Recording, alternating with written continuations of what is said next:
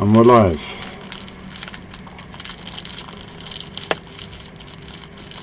Where to begin? I'm not really in the mood to be the spiritual guru today. But what is that? What is that? What we're saying is that there's a state within all human beings of perfect alignment. And within that state, there is no need for the body to hold on to disease, ailments, or any discomfort. It's able to go through a healing process of its own accord back to harmony, back to youth, immortality. But we age. In that aging process is a separation from our perfection. So in any given moment, we're saying, in a different dimension, I could have been perfect right now. I could have been free from disease. I could still be youthful if I'm old. That is, if you're youthful, then you're there. You're there already. And it's to visualize that separation. So in this insane world, we're all somehow found the perfect diet, the perfect exercise regime, the perfect way of living, the perfect harmony. We don't blow each other up with guns and everything. We hug each other and give each other flowers. It's a really chilled out world. And for that reason, we've all come together and we're all immortal. We've managed to perfect it. We use technology as well to keep us there in that perfect state. But that's another dimension. That's another possibility of the way planet Earth could have panned out. But it's a possibility. It's a real possibility that's within us. So it's to believe that there's a perfect state within us. And in that perfect state, the healing, the disease and ailments begin to drop off. We've got to hold it. We've got to hold that perfect state for a period of time. It's not going to happen in a second, is it? We might have to be there a few days, a few weeks, a few months. And that's the tricky bit. Otherwise that perfect state comes and goes all the time. We know it. It's like this massive sign inside of us that says harmony, healing, peace, rest. It's this thing that rings inside of us. But this planet isn't that world. And as a result, we have got into the cycle of death, aging, disease, the common cold, not superhuman as the common mentality. And it's basically to see where we are here, know the perfection, and say, well, that's a lot of room, that's a lot of space to cover from where I am to utter perfection. And in that space, there's basically healing. The body, it's within the body already. If we knew how, all we have to do is relax to it and let that sort itself out. There's not much more to do than that. But because of our minds, because of the world that we have to live in,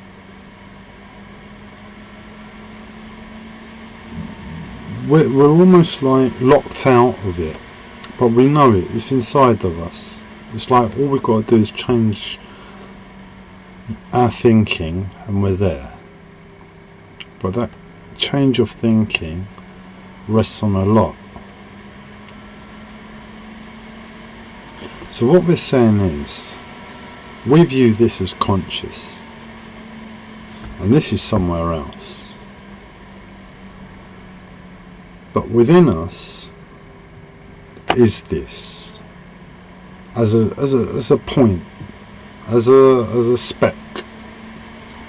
But we need to embody it, live it, and walk it for a few months at least to get the benefits, if not longer. But we know it's inside of us. So what we're doing is repositioning our perception of this situation and saying, we believe we are conscious here, but this is pure perfection, and in this world, this is pure consciousness too. If we compare the pure consciousnesses together, which one wins? This one that's accepted disease, death, aging, the common cold, not being superhuman, or pure utter perfection? So pure utter perfection is more conscious. So what we do, we say, right, in all that I know of consciousness and being awake, just being awake and living the simple things, my five senses, thinking, love, the simple things of life and the world, we see that as consciousness. But given this picture, what we're saying is that's actually unconsciousness, and that is consciousness. And if we stopped right now and we knew how to get there, we knew all the things we had to do in our life, all the supplements we had to take, all the food we had to take, all the exercise we had to do, all the changes we had to do, we'd do it slowly, and we slowly gain the consciousness back there.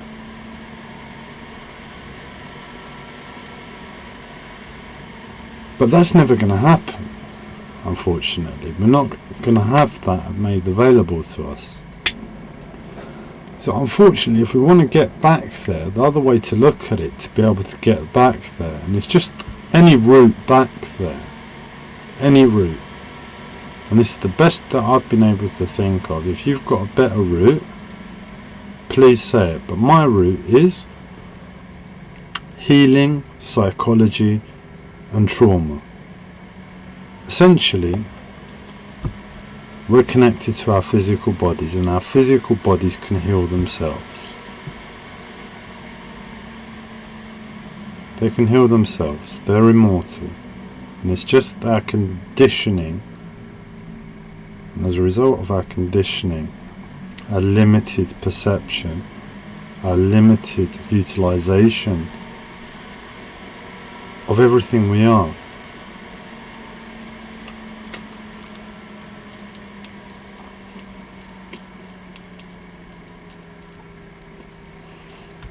And it's trauma that lies in the way of that pure perfection, unfortunately. If someone came and explained all of the details of the world that had to support this pure utter perfection, it'd be a shock to our system. The realization of what we're going through, to keep this locked in as the reality. So to shed that, we're working through trauma. But trauma's ugly, trauma's painful, right? So I thought of a better way to do it. We simply acknowledge that as a situation. Consciousness, consciousness, consciousness in relation to this consciousness might as well be unconscious. The route back lies through healing, which lies through trauma, which lies through unconsciousness. So the simple way to do it is look at ourselves as unconscious in relation to our perfection. So in other words, it's a slow working through trauma until we're perfect. until we're perfect. So a lot of hard work, we imagine. A lot of figuring things out, how and what makes us perfect when we don't know. But if we can see that as unconscious, and we can see ourselves now with this mindset to life of death, of aging, of disease, of not being our full potential, we can see that as an unconscious state, and the journey back as a slow regaining of consciousness. So we're forever getting more and more conscious. So in other words, it's like we're getting younger and younger as we get more and more conscious, but we have to be pointing for perfection, not pointing for our relationships, our children, our job. We've got to be pointing for perfection, and nobody points for perfection. So that's the mindset. Now, what we're saying is in that journey back, that's a lot of consciousness to gain, regain, to learn, to experience along the way to perfection. Now, when we're perfect, we can perform miracles, we're immortal. And the closest way we can describe it is like a spiritual master or a demigod in comparison. No employment, no hobby, no archetype can fill it, I don't believe, better than some sort of spiritual master or guru that, when we think of them, they're almost godlike. They have an understanding of reality and life that exceeds our own. They're wise, they're sages, they've studied. They haven't got the luxuries of life that we've had. They've been off in caves and mountains, in retreats, and doing all weird kind of things to get closer to the perfection. Haven't got stuck in all the little details that we get stuck in.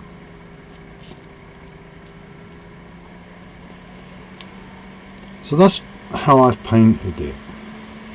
It's like, by the time we get there, we're a spiritual master.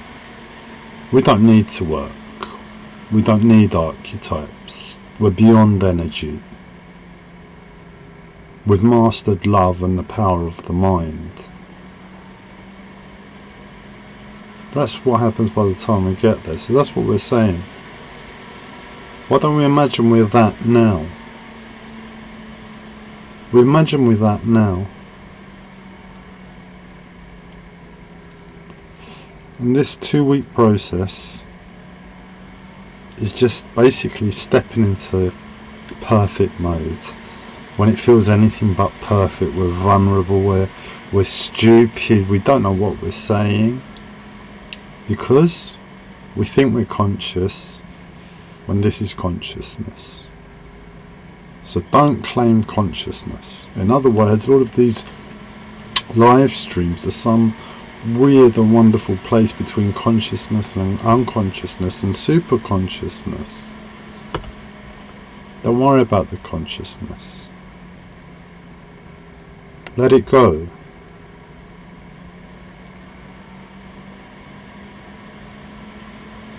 Let your unconscious do some of the work, maybe. Let some words come out that you don't know what you're going to say, and they just pop out. Can I do anything with those words? Do they mean anything? Was I just being silly? Did I allow myself some space to experience some more of myself? So there's no rights and wrongs. And that's part of the theory. That's part of the theory.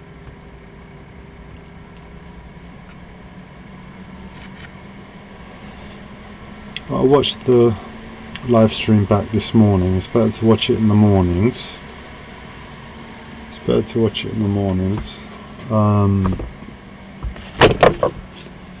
again, I'll go into the detail. It won't be today.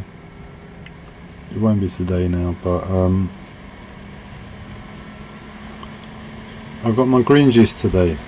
I managed to make my green juice. Productive day today compared to yesterday. And I managed to make a green juice, which I'm gonna have now.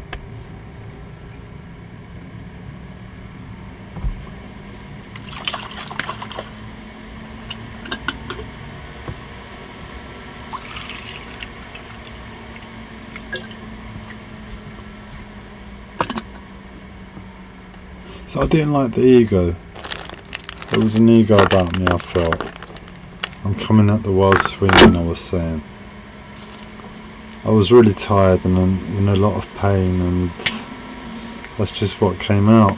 And we know what we have to do. We have to forgive ourselves. We have to forgive ourselves. That's the job. However bad perfection looks to this insane world, perfection is king. So when we see ourselves back as perfect, all of those things that bug us, that's just perfection communicating with our level of consciousness. If we forgive it, we get rid of all the stuff in the way, and we touch it. We touch perfection that way, by forgiving ourselves.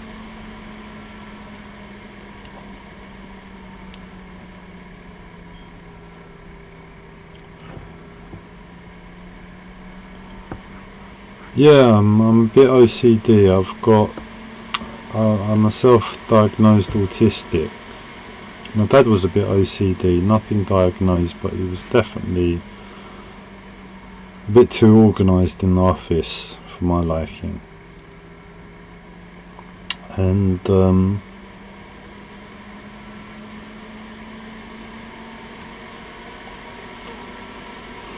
when I was younger, I had mental health problems in my teens. I was bulimic, and I went to counselling, and that was okay. But my mum sent me to have this alternative therapy. It was called the journey work. Really simple work. Basically, you're put into not a hypnotic state, but a really relaxed state where you're able to visualize within your own mind. And they take you through a scenario of like a campfire where they bring up a trauma, something you want to work through, some emotion, some blockage in life. And gradually, through visualization, they just take you through layers of emotion. That's all it is. Just very comfortably getting used to the situation. And it really worked. But I remember my mum paid for me to go to see somebody who did this work, and one of the weird things they asked me was, we acknowledged that I was a perfectionist. I liked to be perfect. And I was in this really relaxed state within myself. It was not hypnosis, but you just... I don't think my eyes were open, so I was like really concentrated. And they asked me, is it okay to be perfect? Is it okay to try and be perfect? What a question. What a question. I should have turned around and said, well, why aren't we all trying to be perfect? Why aren't we all trying to be perfect?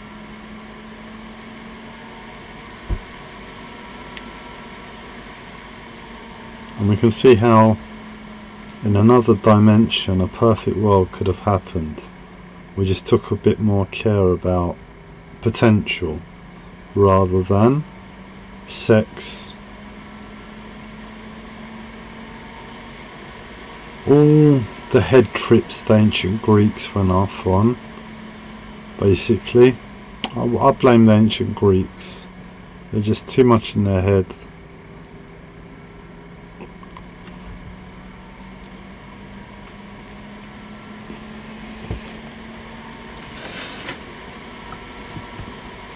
And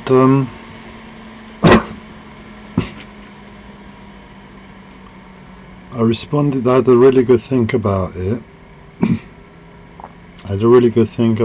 I was like, yeah, you don't really want to be perfect, because it's just too much of a killer. It's too fine a point, isn't it, to be absolutely perfect. And I thought to myself, and my answer was, yes, it is okay to try and be perfect, if you know there is no perfect. You're just trying to do your best, sort of thing. You're trying to get as close to perfect as possible, knowing that sometimes you might get perfect and sometimes you'll get a little bit away from perfect, but that's perfect. That's perfect enough. It's not to be anal about it.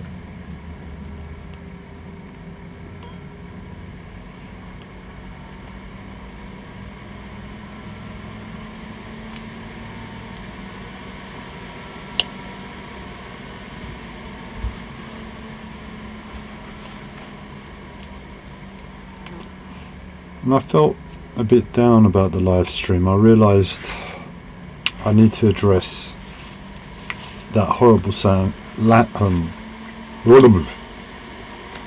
that horrible subject of language. I hate it. In my mind, the little bit of sort of information I know of the world and reality is that language was founded with the Towers of Babel, and the Towers of Babel were used to separate humanity. Therefore, in my mind, I've made the simple 2 + 2 = possibly anything equation and said, if the Towers of Babel were meant to separate humanity and language rests on the Towers of Babel, surely language has been used somewhere along the lines to separate humanity. Doesn't have to be that way, and I renounced language as a result for many years. I didn't like it. Kept my language, my vocabulary dead simple.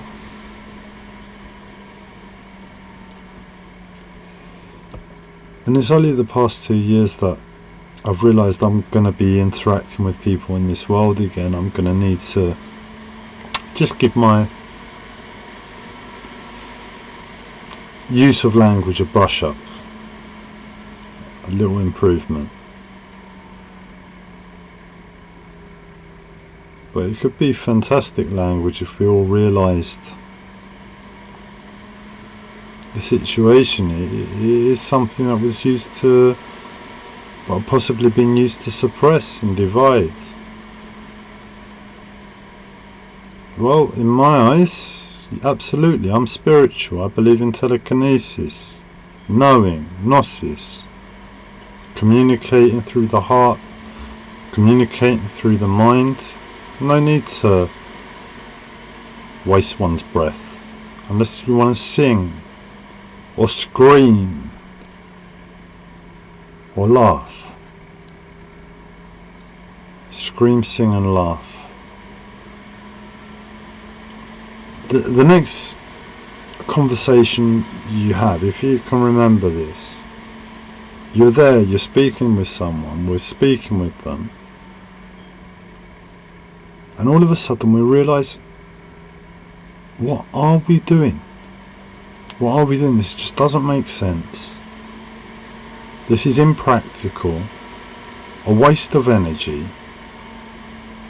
and inefficient. When I could just know everything, know feelings more than words, thoughts, ideas,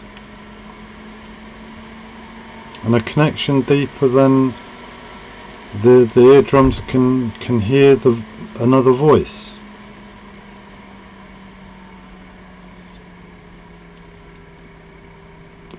But hey, I'm just trying to be perfect.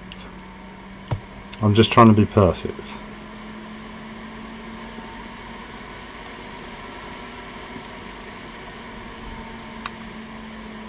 Then yeah, I watched it back. I realised I'm going to need to address the political correctness. And I'll make a statement today that basically will sum up all and every communication I have in public hereafter, and that is, I mean no harm to anybody. I come in love, all I mean is love, but I'm a stupid idiot and I'm not perfect in this world yet. Not yet, I'm trying. Please forgive any ignorance and any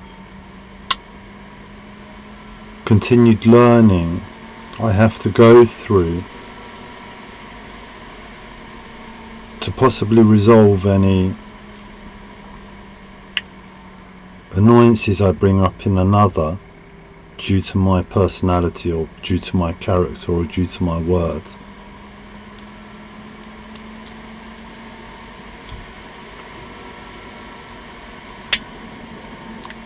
I'm the lazy spiritual master, the one that likes to just get all the context out there right at the beginning, say it once, and that's it.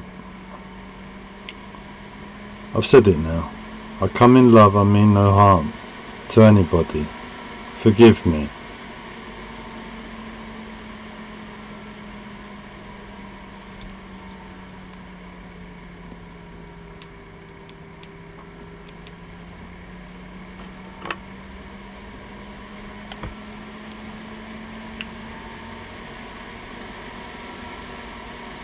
And it's a weird thing at the moment, because I've got to the point where I'm comfortable talking.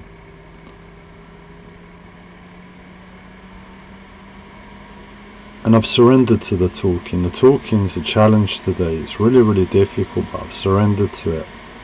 And I'm beginning to observe energy and energy consumption and energy optimization within a human body. Energy optimization. It sounds like I'm talking about some sort of computer, but no, that's the level of awareness we can have within our own bodies. We're optimizing constantly all the little things we're doing to a sum total of energy management. I've just got a post. Look, buddy, I haven't given the full rules out yet. How this all works. So if you're gonna follow, that's great, and I'll get it out hopefully tomorrow or the day after. I don't have control. It's the spiritual master, so it will come out at the right time. But if you wanna give this fast track to paradise a go, then come and be perfect with me.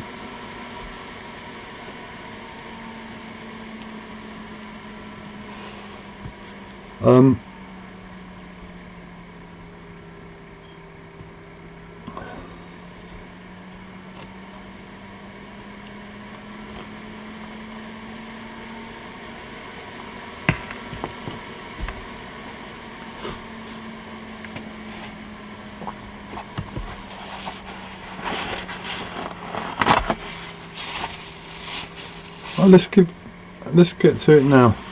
The spiritual master says, I'm not saying anything until you get some rules out. Okay, the fast track to paradise. the fast track to paradise, it rests on a few things. The main point is the physical body and memory, and what it takes to remember memory when it comes to sleep.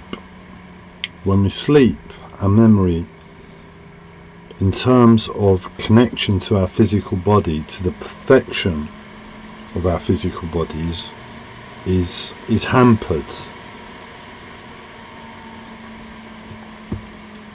And we get caught up in our everyday activities when we wake up instead. When we wake up, we should be reconnecting our consciousness to our physical body.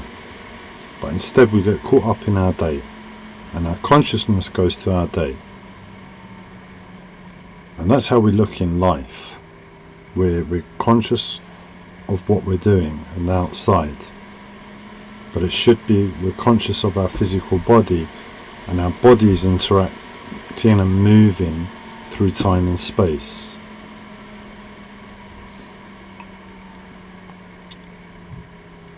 And what connection we have here in this dimension isn't it, basically. The way we connect to the physical body is like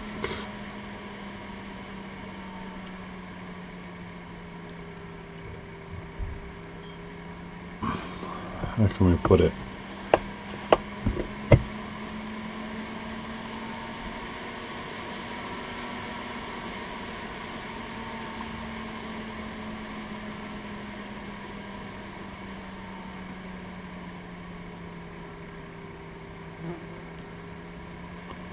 It's like you've got a car and the engine's not been working. Now, the engine needs to be taken to a mechanic to be fixed, but there's different ways you can get the engine to just get started for now. You can do these little tricks, you can put a spray in it and it will get it started. And it's like, that's how we go about life. We just keep getting the engine to start again in the morning somehow, when it needs a good service and a good pointing to the mechanic on this side. That's the mechanic, perfect. But we're just using these little tricks to get it moving every day, and we're not getting the most out of the car.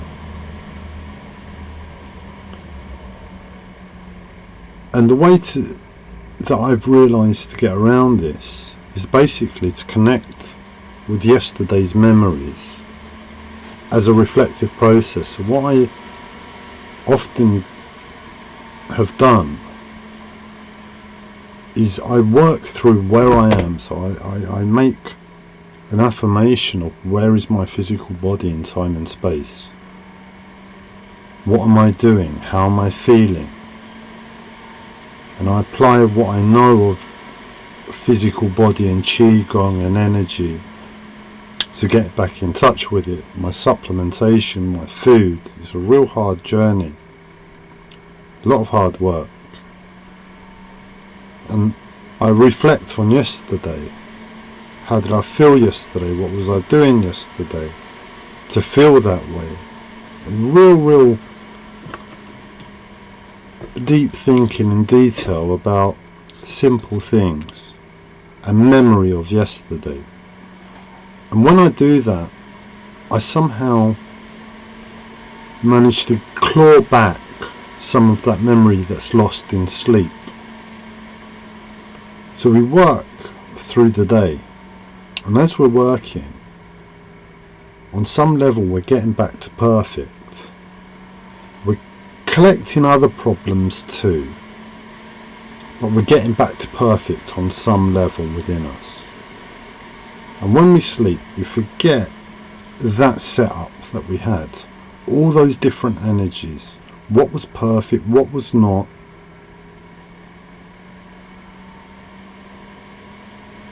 And we start again, and we jump start the engine, and we go again, And then we forget, and this endless cycle. So the point of these live streams is to reconnect with ourselves, with this mentality of healing, with this mentality of there is a perfect for the human body to aim for. We make the videos as if we're perfect, but we're of this world, so we're vulnerable, we have feelings, we're sharing stuff, we're doing something new, we're connecting with a different part of ourselves. And then we watch it back the next day, and we feel different the next day because we've jump started the car again. But when we watch it back, we get all the memories of what we were going through yesterday, and the gist of it, and the connection with perfect from yesterday. And we do that for a 2-week process. And the theory is, after 2 weeks, we've achieved something. So I'm the guinea pig going through this to see if it works.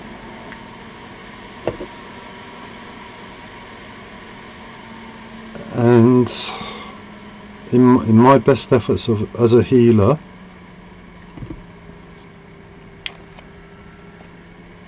this should work. Now, the fun part of it, if I haven't freaked you out already, the fun part is I stole the Fast Track to Paradise name from a friend. We were in business with each other, business partnership, about 26 years ago. 16 years ago. And how can I put this? I'm going to sound silly, so I'm going to let my spiritual guru communicate this. However, we said my spiritual guru is a woman in the image of white buffalo calf woman, so she can answer you exactly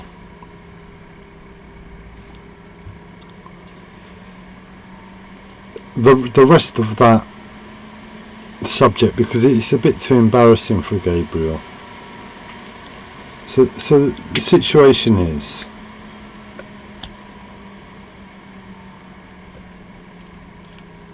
for good reason, and I'll go into that one day, but not today, but for good reason, I fully believe with all that I am that I was in partnership with that business with the reincarnation of Jesus.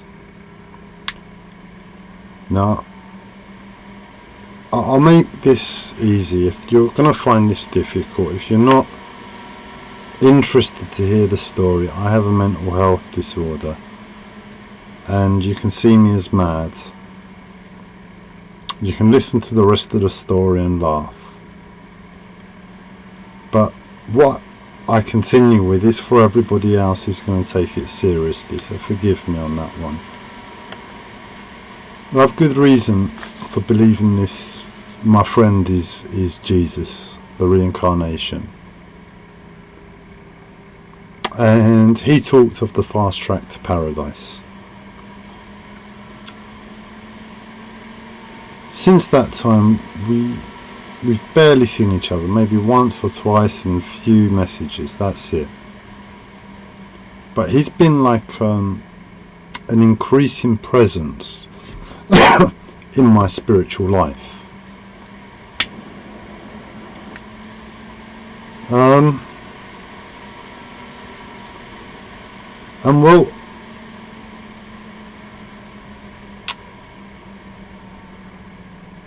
I said it, I'm a bit OCD. I'm a bit perfect. If I've got a friend who's Jesus, he's my friend, yeah? Now, this has been troubling me for years. People sticking prayer emojis at the end of text messages. I keep seeing it, and it's like pray. And I've got this weird relationship with prayer and stuff. It doesn't feel right. There's some sort of mental hurdle I've got to get over. But about a month or two ago, I thought to myself, I know Jesus. I know Jesus, and I keep seeing prayer emojis everywhere. If I'm going to go and pray, what am I going to go and do by myself in my flat with my hands together, speaking to God and Jesus, asking for a favour when I know Jesus? So what did I do? I prayed to Jesus. I sent him a message for the first time after 16 odd years, saying to him, look mate, how you doing? It's been some time, blah blah blah. I'm going through some difficult times, and this is where I am. I believe you're Jesus. It'd be nice if you could heal my life, and while you're at it, heal the rest of the world. If you want. If you want. I said to him I'd trade him all the energy in the universe if he could do that, because I believe for my life I have all the energy in the universe. I told you I've got a mental health disorder. But for me that lives on the spiritual side. I've got all the energy on the universe. And I said to Jesus, hey Jesus, if you sort my life out and the world out, I'll give you all the energy in the universe. I know him. He really would want to sort the world out if you could. Make it a better place. If he could click his fingers. And he hasn't responded, but he does that sometimes.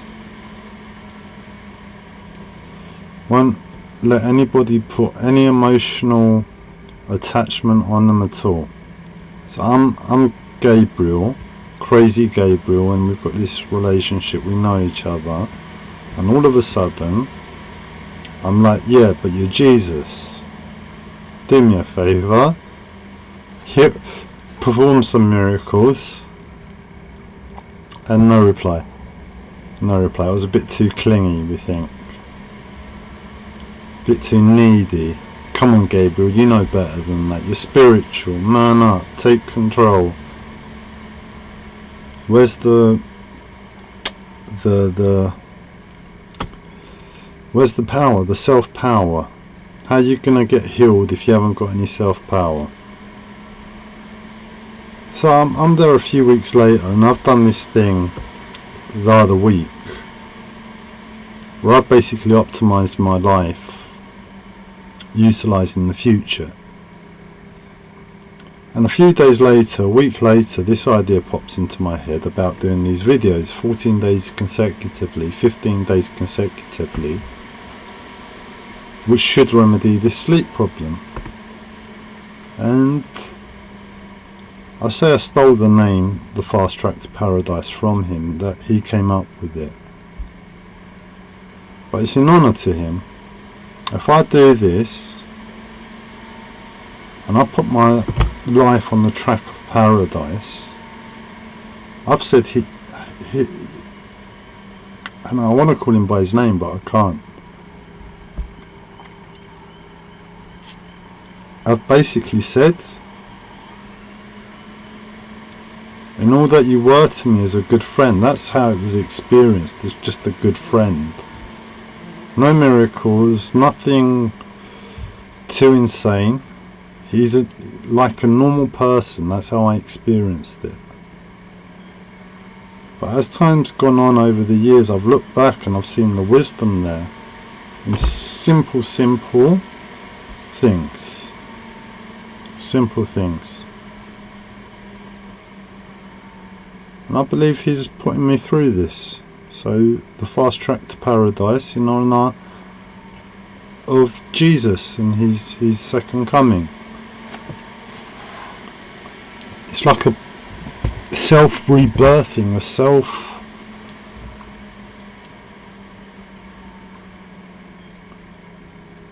intensive confession. Just get it all out there. You've got to forgive yourself. That's the rules. We've got to forgive ourselves for all the imperfections that we see when we're not imperfect. When we're perfect, we're seeing imperfections, and we've got to forgive those.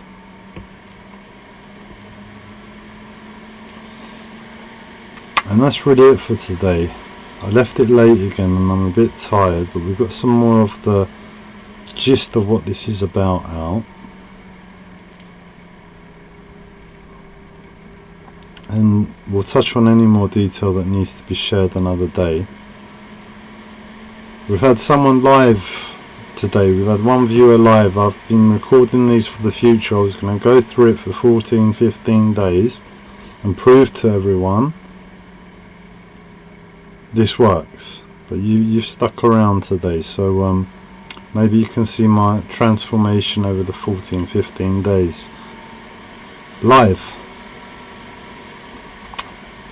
Anyway,